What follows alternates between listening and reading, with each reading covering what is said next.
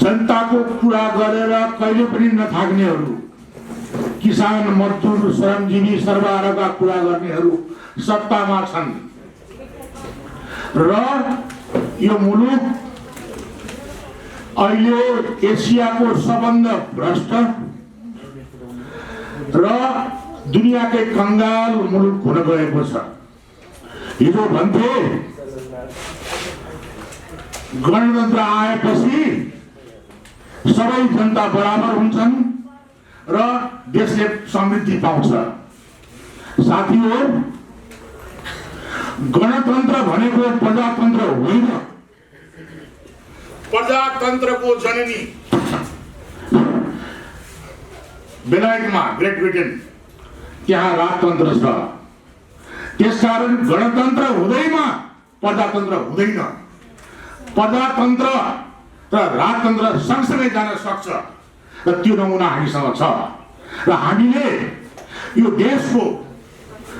देशको निर्माण हिजो बडा महाराज पृथ्वीनारायण शाहको नेतृत्वमा हाम्रा बाजे, हाम्रा पुर्खाहरूले साथ दिएर लडेर रगत बगाएर यो मुलुक निर्माण गरेको हो। र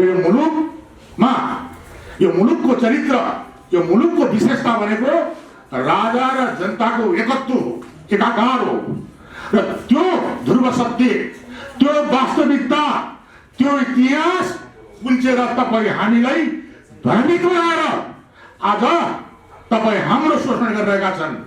उनीहरूको करतुत हिजो हामीले भनेका थियौं कि यिनीहरू समाजका चट्टा बट्टाहरू, फटाहरू हुन्। यिनले जनतालाई सधैँ छुट्याइरहेका छन्, भ्रमित तुल्याएका छन्। यही कुरा आज रामकुमारी झाँक्रीलाई सोध्नुहोस्, राष्ट्रपति कस्तो छिन्। प्रचण्डलाई सोध्नुहोस्, ओली कस्तो छ। 19 बुधे प्रचण्डको हेर्नुहोस् त, त्यहाँ अपराध, त्यहाँ कालो करतुत, र ओलीको 38 पानी पत्र हेर्नुहोस्, त्यहाँ प्रचण्डको करतुत। ईश्वर पोखरेलको कुरा रामशरण महतलाई सोध्नुहोस्, तपाईको शेरबहादुरको कुरो तपाईको चाहिँ रामचन्द्रलाई सोध्नुहोस्। कस्तो कालो नेता हामीले जन्माएछौँ, मुलुक हामीले कहाँ पुर्याएछौँ। यो दुर्भाग्यपूर्ण अवस्था आज मुलुकमा छ। त्यसकारण हामीले अब भनिरहेका छौँ, अब सत्तामा सदाचारी शक्तिहरू जानुपर्छ, दक्ष जानुपर्छ, योग्य जानुपर्छ। त्यसकारण हामीले फागुन 8 गते जनप्रदर्शन गर्दैछौँ। यो जनप्रदर्शन अस्ति भाडामा ल्याएको प्रचण्डको टट्टुहरू जस्तो होइन। यो जनप्रदर्शन ओलीले ल्याएको भाडाको टट्टुहरू जस्तो होइन। यो जनप्रदर्शन यो माटोलाई, यो राष्ट्रलाई केन्द्रमा राख्ने जनताहरूको जनप्रदर्शन हुनेछ। त्यसकारण तपाईहरू पत्रकार साथीहरू, अब हामीले यो भ्रमबाट मुक्ति भएर यो मुलुकलाई हामीले फेरि सदाको लागि एउटा चाहिँ नागरिकको स्वतन्त्रता र नागरिकको जीवन रक्षा गर्ने पवित्र उद्देश्य लिएर हामी अगाडि बढेका छौँ। र हामीले त्यो सदाचारी कित्तामा राजालाई पनि उभ्याउँछौँ। अब दुईटा कित्ता हुनेछ, दुराचारी कित्ताहरू जो जनताको धन भ्रमण गरेर यो देशमा अट्टहास गरिरहेका छन्, तिनीहरूलाई टुडी खेलमा ल्याएर झुन्डाउनुपर्छ र देशभक्त राष्ट्रवादी शक्तिले अब यो मुलुक अगाडि बढ्नुपर्छ। यति भन्दै म तपाईहरुलाई बिदा हुन्छु। धन्यवाद। धन्यवाद शेखर भाइ। आखिरमा अनुभव भनेको अनुभव नै हुने रहेछ। तपाईबाट आज यो पनि शिक्षा पाइयो। बडो रमाइलो देशभक्तिपूर्ण कुरा गरेर जानुभयो। जस्तो एक ठाउँमा भनिएको छ, हामीले सधैँ हाम्रो धर्म संस्कृति, मौलिकता, सांस्कृतिक मान्यता र राजालाई अग्रगमनको बाधक ठान्यौँ भनेर। यो हामीले ठाने होइन, हामीलाई त्यस्तो ठान्न लगाइयो। पञ्चायतमा राजा महेन्द्रले विकास गरेकै हो, त्यसको ब्याज अहिलेसम्म गणतन्त्रका नेताहरूले पनि खाइरहेका छन्। त्यतिखेर दल बोल्ने अधिकार थिएन, चुनाव लड्ने अधिकार चाहिँ थियो। र यो विषयमा अध्ययन गर्दाखेरि हरेक ठाउँमा जहाँ जुन जातिको बाहुल्यता छ त्यो ठाउँमा त्यही जातिको मान्छेले पञ्चायतमा चुनाव लडेको जितेको र केन्द्रमा मन्त्री पनि भएको इतिहास छ। तर बहुदल आएपछि त्यो कुरालाई पुरै ढाकछोप गरिएर राजा महेन्द्रलाई तानाशाहीको कित्तामा उठाइयो र आज हामीलाई पञ्चायत एउटा कालो समय थियो, कालो युग थियो भनेर एउटा भ्रम पढाइरहेको छ हामीलाई। वास्तवमा त्यस्तो केही पनि थिएन। अनि हाम्रो धर्म संस्कृति, हाम्रा मूल्य मान्यताहरू, हाम्रा परम्पराहरू विकासका बाधक हुन् भनेर हामीलाई कसले सिकायो भन्दाखेरि त्यो सिकाउने अनुहार हेरौँ, सबै आइएनजिओहरू छ त्यसको पछाडिपट्टि। अधिकार कर्मीको नाममा होला या राजनीतिक दलको नाममा होला, कुनै पनि म धेरै अहिले विचार गरिरहेको छु। आफूलाई अभियन्ता भन्नेहरू पनि क्रिस्चियनको या मुस्लिमको धार्मिक सम्मेलनमा जान पाउँदा एकदमै गर्व अनुभव गर्छन्। तर त्यसलाई नै हिन्दूको सम्मेलनमा आइजाँदा हिन्दूको बारेमा 2-4 कुरा बोल्दै भनेपछि होइन धर्मनिरपेक्षताको अपमान हुन्छ भन्न थाल्छन्। यो सबै परिचालितहरू हुन् र यिनीहरूलाई पाल्या कसले छ त भन्दाखेरि कोही डोनर एजेन्सीबाट पालिएका छन्। पछिल्लोचोटि त 2-4 अब आइएनजिओका नामहरू पनि सार्वजनिक भए। यहाँ भएका पत्रकारहरू, यहाँ भएका राजनीतिक दल जसले आफूलाई चाहिँ डेमोक्रेसीका संरक्षक ठान्छन् तिनीहरू लगायत अन्य थुप्रै एनजिओ आइएनजिओको डोनर एजेन्सीको दूतावासको पैसाले पालिएका छन्। यहाँका विद्वानहरू, यहाँका कतिपय पत्रकारहरू पनि त्यस्ता खालका फोरमहरूबाट सञ्चालित छन् भन्ने कुरो प्रष्ट भइसकेका छ। र अर्को कुरो के हो भन्दाखेरि इन्डोनेसियामा एउटा बाली प्रान्त भन्ने छ। त्यो बाली प्रान्तमा 90% भन्दा बढी हिन्दूहरू छन्। त्यहाँ हिन्दू मठ मन्दिरहरू पनि छन्। 365 दिन त्यो रामायण गीति नाटकको रूपमा मञ्चन गरिन्छ र बालीको अर्थतन्त्रमा त्यहाँको मठ मन्दिर र त्यो गीति नाटकको धेरै ठुलो महत्त्व छ। मैले भन्न खोजेको के हो भने यदि आफ्नो धर्म संस्कृतिलाई चिन्ने हो, आफ्नो सम्पदालाई चिन्ने हो भने त्यसले एउटा देशको अर्थतन्त्रमा ठुलो भूमिका खेल्छ।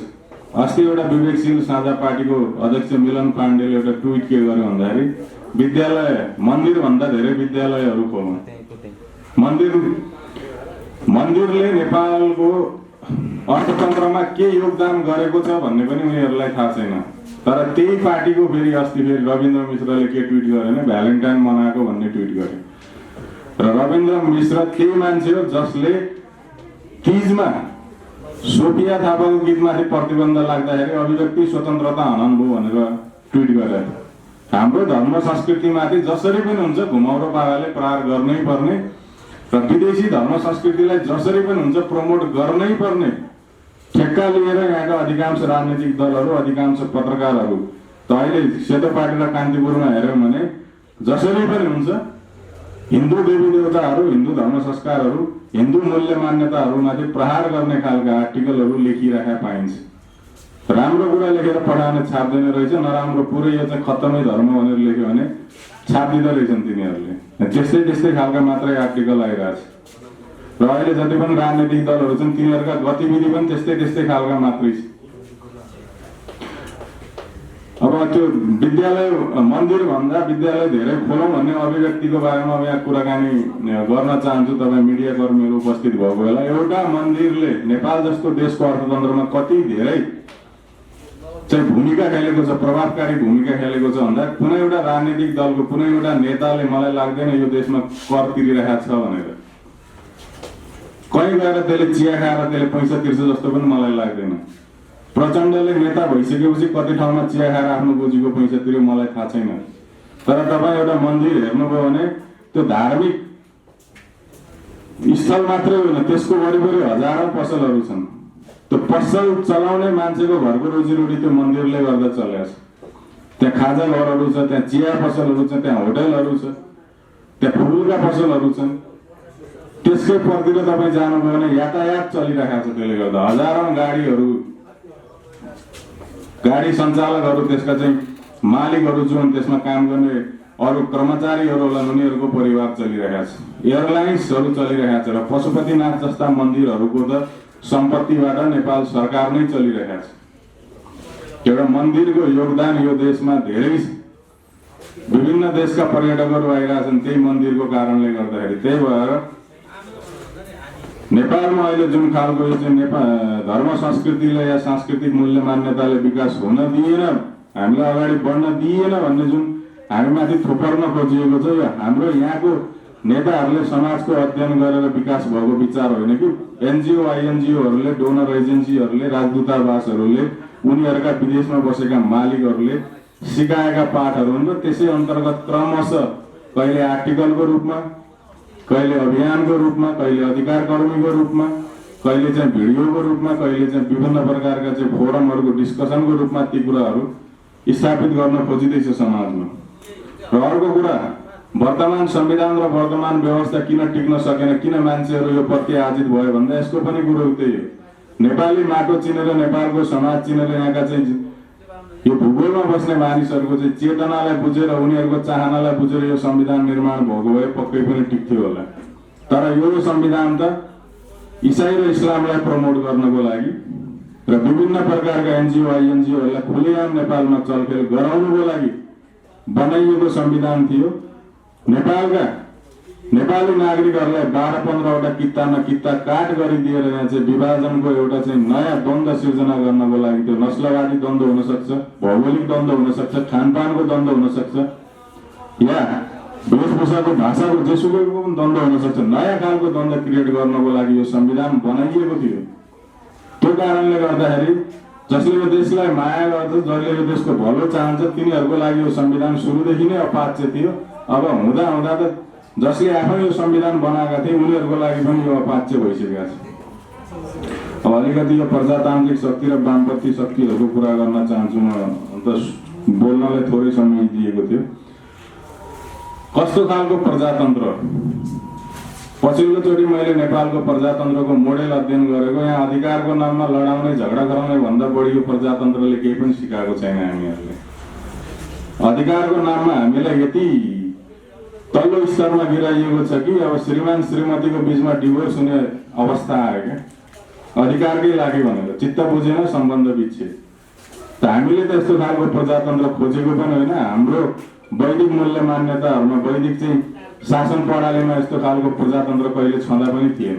हाम्रोमा प्रजातन्त्र थियो त कर्तव्यको प्रजातन्त्र थियो। अघि श्रीपाँच बडा महाराजा धीराज पृथ्वीनारायण शाहको कुरो निस्क्यो। सँगसँगै बहादुर शाहलाई पनि हामीले हेरौँ।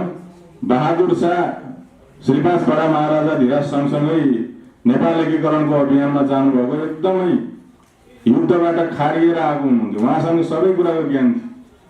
यदि राजा बन्ने हिसाबले हेर्ने, योग्यताको हिसाबले हेर्ने हो भने प्रताप शाहको मृत्युपछि रणबहादुर शाहलाई गद्दीमा राख्दाखेरि बहादुर शाहले चाहेको भए प्रताप सिंह शाहको छोरा रणबहादुर शाहलाई हटाएर आफै गद्दीमा बस्न सक्ने अवस्था थियो। किनभने बहादुर शाहसँग त्यो पुरै फौज थियो। ती सबै भाइ भारदारहरू बहादुर शाहको पक्षमा थिए, जसले नेपाल एकीकरणमा युद्ध लडेर आएका थिए। तर बहादुर शाहले त्यतिखेर के भन्नुभएको थियो भने, यो मेरो गद्दीमा चाहिँ मेरो अधिकार छैन, यसको संरक्षण मात्र मेरो कर्तव्य हो भनेर भनेको। र रणबहादुर शाहको संरक्षक भएर उहाँ बस्नु भएको थियो। हाम्रो प्रजातन्त्र यस्तो खालको प्रजातन्त्र, देशले मलाई के दियो भन्ने होइन कि मैले देशलाई के दिएँ त्यसपछि मात्र केही पनि काम बन्ने। देशलाई दिने त कुरै छैन। सिधै यो देशले तँलाई के दियो भने दुनियाँभरि मान्छेलाई अधिकारको नाममा लडाउने, भिडाउने। अहिले उद्योगपतिले कर तिरेन भन्छ, कसरी तिर्छ त्यसले कर? एउटा उद्योगपतिले 10वटा पार्टीलाई यहाँ चन्दा दिएर पाल्न परेको छ। त्यो पार्टी भोलि सरकारमा जाने हो। अनि उद्योगपतिको चन्दाले पालिएको राजनीतिक दलले आफू सरकारमा गइसकेपछि त्यसलाई कर तिर भनेर दबाब दिन सक्छ। कर तिरेन भनेर त्यसलाई कारवाही गर्न सक्छ। त्यसको लागि त सबसे पहिला त राजनीतिक दल नैतिकतामा बस्नु पर्यो नि। कुनै पनि उद्योगपतिसँग 1 पैसा चन्दा लिँदैन भन्ने आँट गरोस् न।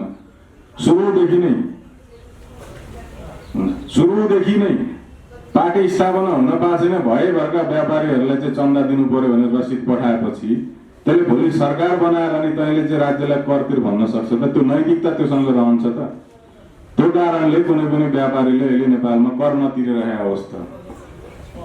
अब अन्तिममा जान चाहन्छु, देश विकास किन भएन भन्ने प्रसङ्ग यहाँ उकाइएको रहेछ।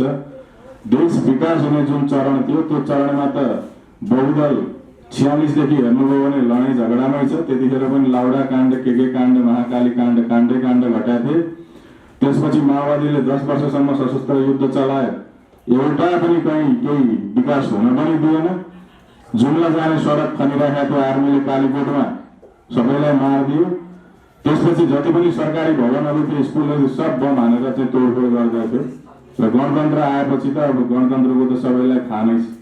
त देश कसरी विकास हुन्छ? जति पनि अहिले विश्वमा विकास भएका देशहरू हेऱ्यौँ भने 30-40 वर्षको तिनीहरूको विकासको त्यो इतिहास भेट्छौँ हामीले। 30-40 वर्षकै ड्युरेसनमा उनीहरूले विकास गरेछ। त यो 30-40 वर्षको समयमा सबैभन्दा बढी किचलोमा हामीलाई फसाइयो। जहिले पनि राजनीतिक आन्दोलन यो व्यवस्था भएन, त्यो व्यवस्था भएन भन्नेमै फेरि 46 देखि आजसम्म हेर्नु भने यही राजनीतिक दल र यही नेताहरू, फेरि नेता पनि चेन्ज भएको छैन। पार्टीको त कुरै छोडिदिनुहोस्। शेरबहादुर देउवा, रामचन्द्र पौडेल, माधव नेपाल, केपी ओली, झलनाथ खनाल, बाबुराम भट्टराई, प्रचण्ड सबै त्यही समयदेखिका हुन् अहिलेसम्मका। त्यस्तो खालको अवस्था छ देशमा। त्यही भएर अब यदि समस्याहरूबाट हामी समाधान चाहन्छौँ भने कमसे कम पनि हाम्रा पुर्खाले जसरी यो देशमा शासन गरेका थिए त्यो मोडालिटीको अध्ययन गरेर वैदिक शासन प्रणालीका कुराहरूलाई अध्ययन गरेर समाजमा स्थापित गर्न सक्यौँ भने त्यसले दीर्घकालीन विकास दिन्छ। होइन भने अहिले पनि त्यही खासै सुधार होला जस्तो लाग्दैन। अब 8 गते जुन उपत्यकावासी नागरिकहरूको तर्फबाट आन्दोलनको घोषणा गरिएको छ, त्यसमा चाहिँ अब तपाईँहरू सबैजना उपस्थित भइदिनु होला, समाचारहरू सम्प्रेषण गरेर सहयोग गरिदिनु होला भन्दै मेरो भनाइ म यही रोक्न चाहन्छु। हवस् त, धन्यवाद।